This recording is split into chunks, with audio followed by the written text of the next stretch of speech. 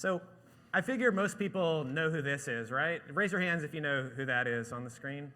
I think we're about like 90%. So that's Pikachu. And my daughters are going to be sorry that they're already in children's church and they didn't get the Pikachu illustration. Raise your hand if you know who that is. All right. Tell me. That's Mimikyu, right? And I got to say that on a week when Jeff didn't warn you that I was the one preaching today, I'm feeling like a little bit you're expecting the Pikachu and you got the Mimikyu. Because Mimikyu is basically a badly drawn Pikachu with completely different powers, and he's kind of a fake. And I feel like that a little bit if you were expecting Jeff today. So I'm sorry about that. So the passage that we're taking our inspiration from today is Luke 19. It's the story of Zacchaeus, and let's read it together. Zacchaeus was a chief tax collector and was wealthy. He wanted to see who Jesus was, but because he was short, he could not see over the crowd in Jericho. So he ran ahead and climbed a sycamore fig tree to see him, since Jesus was coming that way. When Jesus reached the spot, he looked up and said to him, "Zacchaeus, come down immediately. I must stay at your house today." Zacchaeus came down at once and welcomed him gladly. All the people saw this and began to mutter, "Jesus has gone to be the guest of a sinner." But Zacchaeus stood up and said to the Lord, "Look, Lord, here and now I give half my possessions to the poor, and if I have cheated anybody out of anything, I will pay back 4 times the amount." Jesus said to him, "Today salvation has come to this house, because this man too is a son of Abraham. For the Son of Man came to seek and to save the lost."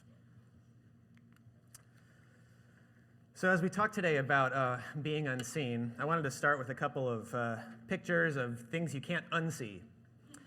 And here's a picture that just will always be burned into my mind because I'm a bit of a space nerd. This is Neil Armstrong on the moon. It's been 50 years almost since someone walked on the moon. 12 people walked on the moon. And I'm still just, this image will always be burned in my mind. And I'm a little jealous that the moon trips happened before I was born. I wasn't even alive for them. And so that's an image that sticks with me. And here's another special one that Claire and I used to send to each other. So this is a dog, and his name is Sam. He's a Chinese crested dog.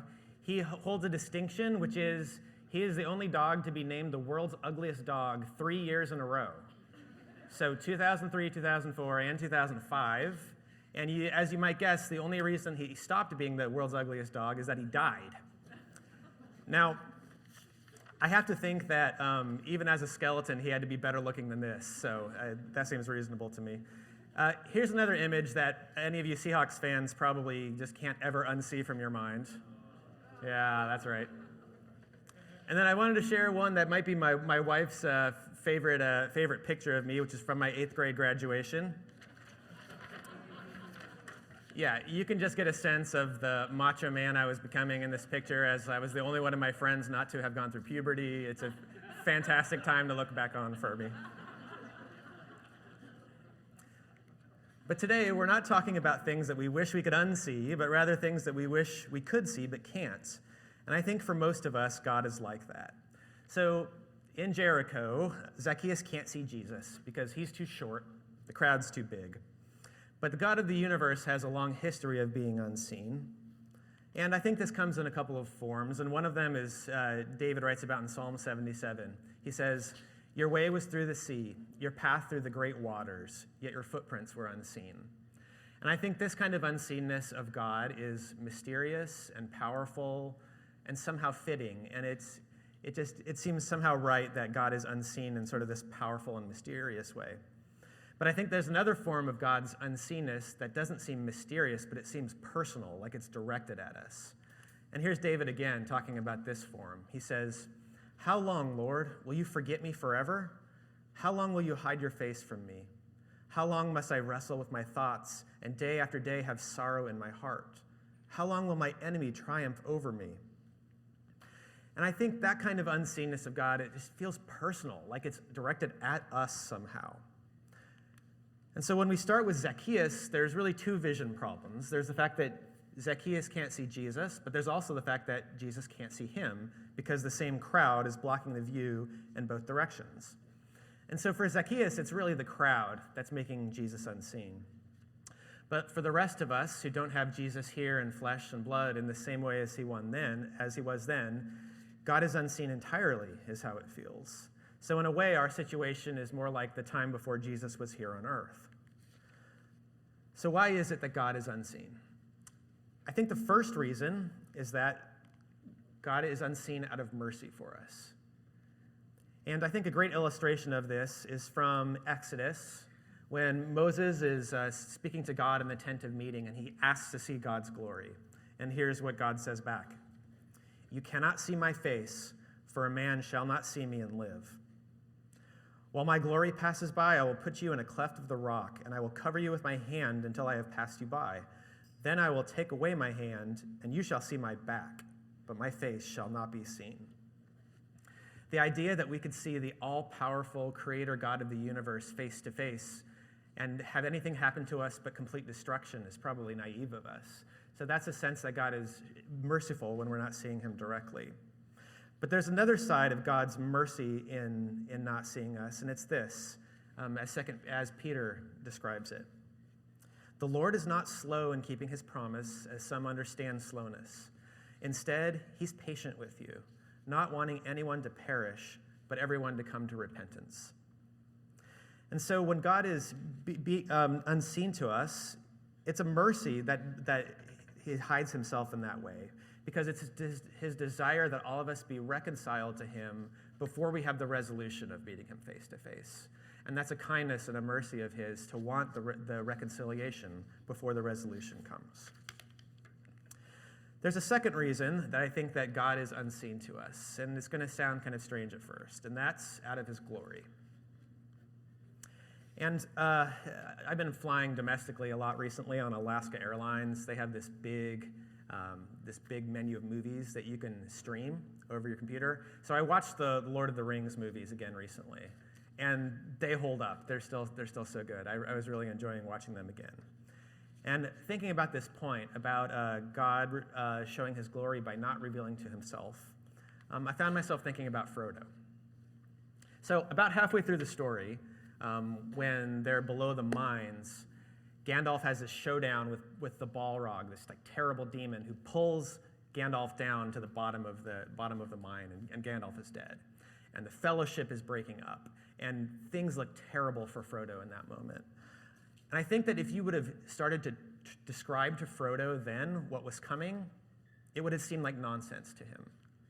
I mean, the fact that Gandalf is coming back and he's going to say, "I return to you now at the turning of the tide," and the fact that the Fellowship is going to succeed and the ring is going to be destroyed, and that Aragorn is going to take the throne of men again, and the ship is going to come from the Undying Lands to collect Frodo and take him away, those things would have seemed completely like nonsense to Frodo if you would have told him those things to him in the middle of his story. And I submit to you that we, in our lives now, are exactly in Frodo's position of being halfway through the story that we're in. Does Frodo, halfway through his life, have the slightest sense of what's coming or the way that God's glory is going to be revealed? And do we, in our lives, have any more sense than Frodo did about what's coming? Revelation gives us a glimpse of this. In chapter 21, God's dwelling place is now among the people, and he will dwell with them. They will be his people, and God himself will be with them and be their God. He will wipe every tear from their eyes. There will be no more death or mourning or crying or pain, for the old order of things has passed away. He who was seated on the throne said, "I am making everything new." And so here we are in a story that's not yet told, living in a fog just because we're limited by our own senses, limited by our own minds. What we know of God is in hints and parables, and there's only whispers of the final act to come. And I think that we can have hope, like Frodo, that the glory to be revealed is going to be so surpassing that we will see how God's unseenness contributed to it. And I think that there's a third response to the idea that God is unseen, and I think it's this, that he's not. So if God's not unseen, what do we mean by that? I think the first point is that he's not unrevealed. Romans puts this in a really lovely way. Since the creation of the world, God's invisible qualities, his eternal power and divine nature, had been clearly seen, being understood from what has been made. So from the smallest scale to the grandest, his invisible qualities are seen in creation. And I think all of you have been in such a beautiful place at one point in your lives, in an incredible scene, and you've looked around and you've said, what must God be like, the God that made this? And that's a sense of God's revelation that's available to all of us. In theology, it's called general revelation, and no matter what people believe, they can have this sense of God. Psalm 19 puts it this way: the heavens declare the glory of God. The skies proclaim the work of his hands. Day after day, they pour forth speech. Night after night, they reveal knowledge. They have no speech, they use no words, no sound is heard from them, yet their voice goes out into all the earth, and their words to the end of the world. But not only is God not unrevealed, I think it's also true that God is not unfelt. And so I have a helper to read someone's story of their experience of God today. And so Gia, please come up and read this for us. My mind was racing. I reached both my hands deep in the darkest place in my soul, and I picked up all my misery. And then I put it all out in a plain sight to look at. There was a storm outside, and on my face it was raining tears. My friend L was there at the house, but I hid from him. Isn't it better to be alone when you're crying like that? And he knew. He heard my voice cracking, so he left me alone. I flung myself down under a fig tree, and I cried hard. I cried and I prayed. How long, Lord? Will you be angry forever? Forget my sins. Because I still love those sins. I cried out. How long? Why not now? Can't you clean my heart? I was praying and crying. Then I heard the voice of a boy or a girl, I don't know which, coming from the house next door. The voice said, over and over, pick it up and read. Pick it up and read.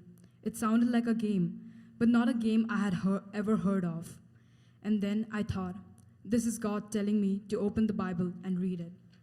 I ran back to the bench where Al was sitting, where the Bible was, and I opened to the book of Romans, and I read it quietly about waking up from the darkness, about giving up drunken parties, giving up sexual sins and indecency, giving up all my bitterness and jealousy. The passage said this: wrap yourself in the Lord Jesus Christ like he is your clothes, and stop worrying about how to make yourself feel good. I didn't have to read another word, because as soon as I had read those words, I felt a light in my heart. It was blazing certainty. Wrap yourself in Jesus like he is your clothes. I felt the gloom of doubt vanishing, and I felt peace. I marked the page, and I told Al what was happening. I showed him that I had just read. Then we went in to my mom, and we told her what happened. She leapt for joy, and she praised you, my God, because you are able to do exceedingly abundantly above all that we ask or think. Thank you, Gia. There's two things that I really love about this testimony, and one of them is how old it is. So that was written 1,650 years ago by a man from North Africa who we came to know as Augustine, one of the church fathers. And I love that it's so old, but I love that at the same time it seems so new to me. Because when he talks about that blazing certainty, driving the gloom of doubt away in that moment, having that experience of God, I think we recognize that. And I think also that I have had the privilege of sitting with people. I've sat with someone who did not grow up with the Bible and was saying, why is it that whenever I open this New Testament and read about Jesus, I start crying? And I think that there's a reason for that, and that's that God is present in that story, and that's because also that God is still felt. And so that's a way that we still see God, is through those same kinds of experiences of feeling him and feeling that blazing certainty in those clean moments. And this is a painting that's inspired by this story of Augustine in the churchyard confronting his sin. And there's a third point, and that's that God is not unknown. And we know God in another way because we meet him all the time, every day in people. And we meet him in the general sense because that every single person that you meet, everyone who's part of your day, is created in the divine image, They're beloved and chosen and special and made in God's glory and reflecting him in their character. And when we meet someone, we see a little image of God. And that's just kind of a truism, I think, about meeting anyone.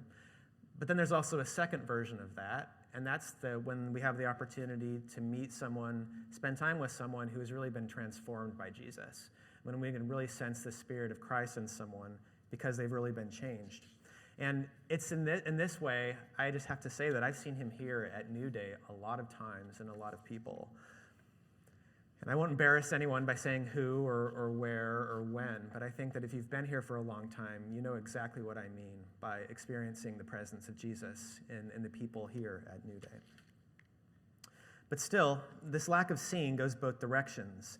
So before Zacchaeus climbs the tree, not only he can't see Jesus, but Jesus can't see him either.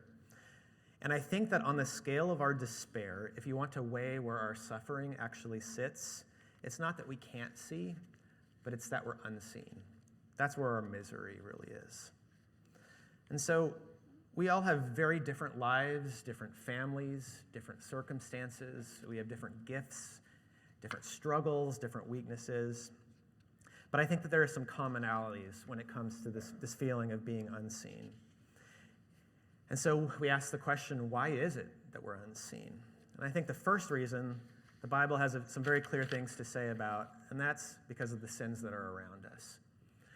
There's one passage that's repeated 3 times in the Bible, which is a lot, and it's this one. God looks down from heaven on all people to see if there are any who understand, any who seek God. Everyone has turned away. All have become corrupt. There is no one who does good, not even one. That's a really strong statement of this cloud of sin that all of us find ourselves in, and goes a long way to explaining why we feel ourselves unseen. But for most of us who are struggling with feeling unseen, it's usually one person in particular who we're really struggling with. Maybe it's 2 people. And that may be because those people are just so broken that it's only the God of the universe who could fix them. But the thing is, it's not just her, it's not just him, it's not just that one person. It's this world, it's this cloud that we're in. So it's not enough to say that just there's sin around us, and that's why we're not seen sometimes. That's true, but it's just the start. And I have a word here about evil and about the devil and about hell, which we sometimes like to tell ourselves that we don't really believe in anymore. There's a spiritual irony of our time. We see hell everywhere, and we feel it constantly, and somehow remain unconvinced that it exists. Is there anything more certain, more widely held by more people, more human than the sense that something terrible is here, and the sense that something even more terrible is coming? You know, you felt the darkness, the gnawing, forever hungry, insatiable dark. Who here has seen hell or the devil? It's already here. Everybody knows. Evil goes unpunished. The innocent suffer. Pain abounds. Injustice runs free. Hell is leaking in around us everywhere. Even people who laugh at the idea of faith, who scoff and say that God is a fairy tale, they know too. They're happy to tell you what's bad and how bad it is, because they also see the dark. If the devil gets delighted, I imagine he'd be really delighted by the cartoon we think of when we think of him today. We made the devil silly, and now he's the mascot of Arizona State University. He'd be delighted because if he's silly, you don't bother to lock the door to keep the devil out. So he comes in. And I think he comes in the form of a box. And you let the box into your house, and you open it, and the box is empty. So you didn't get the cartoon, you just got an empty box. But instead of getting the horns and the hooves and the red suit, you get what's real. You get the real thing. You get fear, dread, the end of hope, purposelessness, isolation, guilt, despair, separation, worthlessness, the hollowing out. You open the box, it's dark and it's empty, and guess what? That's the devil. And the voice says, you're no good, and there's nothing good here for you, and there's nothing good anywhere. And that's what the devil says. If you look around, starting with the internet, you'll see that people have a constant sense that the world has gone unendingly wrong. And I'd say that we have that sense that the world has gone unendingly wrong because it's unendingly true, because sin is around us, and because we're unseen. And yet, I don't think we can just blame this atmosphere of sin around us for our unseenness, because that's not always the problem. I think sometimes it's not that we're unseen, but we just think we are, and that's because of what we ourselves are projecting in our own sin. I think this comes in a couple of forms, this sin that's close into us. I think that there can be an unwillful blindness where we're so wrapped up in ourselves that we just can't see that people do see us. We're just so inwardly focused, we can only see ourselves. And there's another form of it that's willful, where we want to be served more than we want to be seen. When we say things like, she doesn't see me, but what we really mean is, she's not giving me what I want, which is a very different thing. And because we're blind in that way too. I think there's a third response, though, to this question of why am I unseen? And that's that you are not. You're not unseen. You're not even unseen by others. Sometimes it can seem like people just don't see us where we are. But if you want proof that other people do see you, just look at it entirely backwards. Think about the way that you see other people and what you do or don't do when you see them. How many times do we find ourselves saying something like, I love her or I love him, but I'm so bad at showing it. It's awkward for me. Or you see yourself recognizing that someone needs a word of encouragement or a thank you, but you don't deliver it. Someone who could use a friend or support, but you don't reach out. And that's what we do to others. And if you wanted proof that people actually do see you, it's that. We don't feel seen by others for the same reasons that others don't feel seen by us. But more importantly, you're not unseen by God. And there's so much attentiveness and grace when we encounter the side of God in the Bible. In the Psalm 34, we have God saying, "The Lord is near to the brokenhearted and saves the crushed in spirit." And Jesus, speaking in Matthew 10, says, "Aren't 2 sparrows sold for a penny? Yet not one of them will fall to the ground outside your Father's care. And even the very hairs of your head are all numbered. So don't be afraid. You are worth more than many sparrows." That's God seeing us.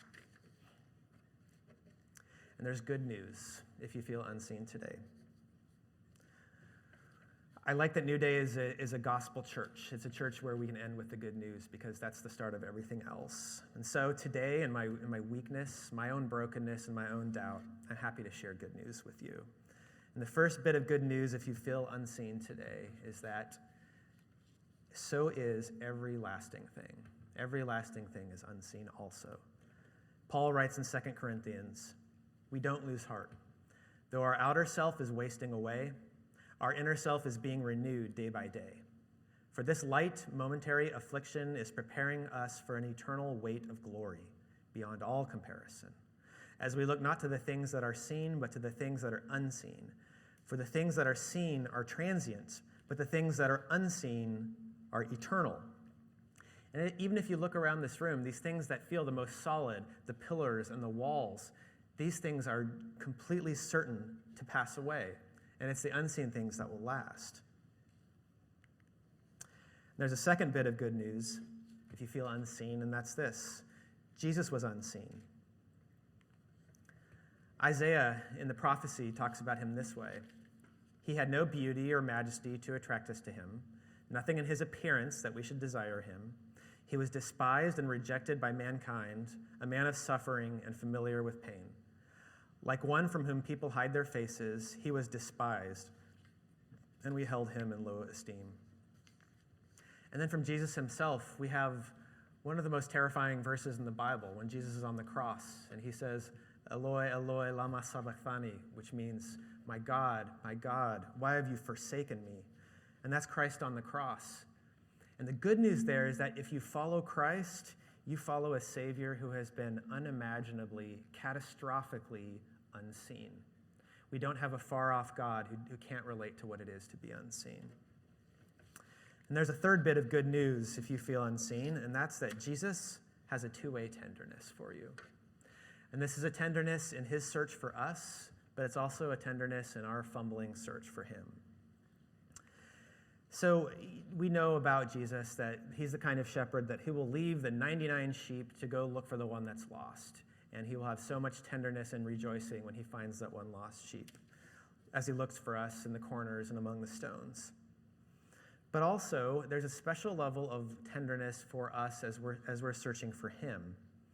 And I love how Jesus shares this with Thomas after the resurrection. So Thomas has been doubting that Jesus actually came back from the dead, because why wouldn't you doubt that? And finally, he gets to see Jesus, and he gets to see the holes in his hands, and Thomas believes. And Jesus has this to say to Thomas: "Have you believed because you have seen me? Blessed are those who have not seen and yet have believed." And that's us that Jesus is talking about, those of us who don't see him in flesh and blood now. And there's a blessing in that. And I think that that's an expression of this tenderness from Jesus that goes both directions. And so I'm going to leave you with this today, a call to climb the tree with Zacchaeus. Let's read the first part of that passage again. Zacchaeus wanted to see who Jesus was, but because he was short, he could not see over the crowd. So he ran ahead and he climbed a sycamore fig tree to see him, since Jesus was coming that way. When Jesus reached the spot, he looked up and said to him, "Zacchaeus, come down immediately. I must stay at your house today." So Zacchaeus came down at once and welcomed him gladly.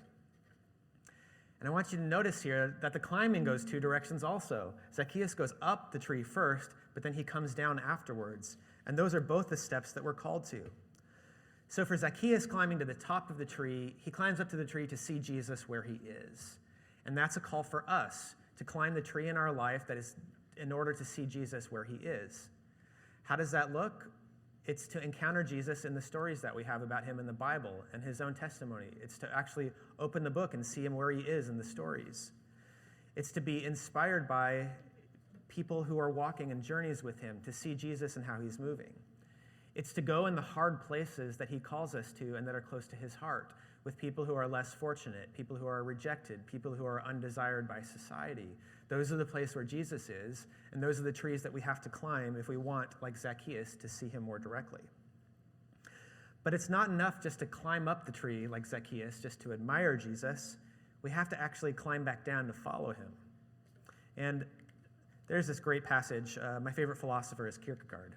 And he had this great word to say about the difference between being an admirer and being a follower. He says this: "A follower is or strives to be what he admires. An admirer, however, keeps himself personally detached. He fails to see that what is admired involves a claim upon him, and thus he fails to be or strive to be what he admires. The admirer never makes any true sacrifices. He always plays it safe. Though in words, phrases, songs, he is inexhaustible about how highly he prizes Christ, he renounces nothing. He will not reconstruct his life, and he will not let his life express what it is he supposedly admires. Not so for the follower." Isn't that exactly what we see in Zacchaeus when he comes down the tree, as he transforms from being an admirer into a follower? He reconstructs. He's transformed. My wealth, half of it I'm giving to the poor today. My debts, I'm repaying them 4 times over.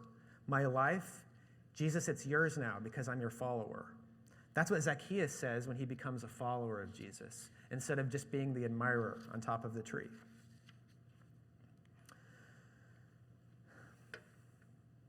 So I want to leave you with that today. A challenge to climb up the tree to see Jesus where he is, and then to come back down to follow him as he is calling you to. And let's take a moment to pray. God, in reflecting on your unseenness as well as ours, we're just conscious that there's such a paradox, because even though we don't see you, we do see you.